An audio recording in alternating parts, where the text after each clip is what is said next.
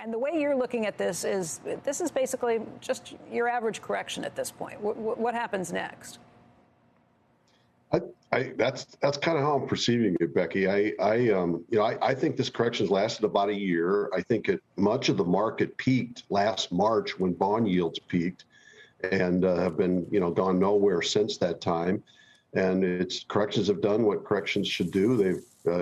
They took out the concentration of leadership among new era stocks, so the stock market isn't so vulnerable on just a small cadre of companies. They stopped the bond route, at least temporarily, to pause that, allow fundamentals to catch up. They revalued this thing. I think the forward PE multiple on the S&P was 24 about a year ago. It's now 19, much better situation. And then they've gut checked sentiment. And all the while, I think fundamentals still remain pretty good, Becky. The economic surprise index was minus 60 last September for the United States. It's now plus 60. It's gone up from mid-February. It was zero. It's gone from 0 to plus 60. And I think that's just Omicron coming down and reopenings coming back again. So I think underlying fundamental earnings remain really good. And you've got a lot of things to worry about. I think most of them are probably overblown.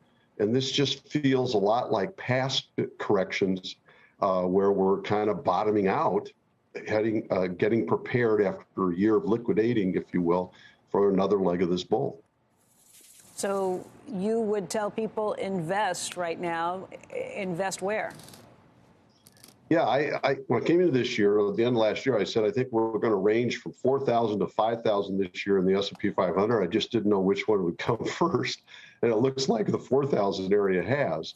But from here, I think we're still going to see 5,000 and maybe even go higher this year. So I would try at this point. I would dump off, if you've had them, some of those fear trades, if you will, which would be the gold and industrial. Commodities and energy stocks and defensive sectors. And I would look at small cap, which has really been outperforming this year so far underneath all this crisis. I would look at cyclical sectors. Some have done better than others.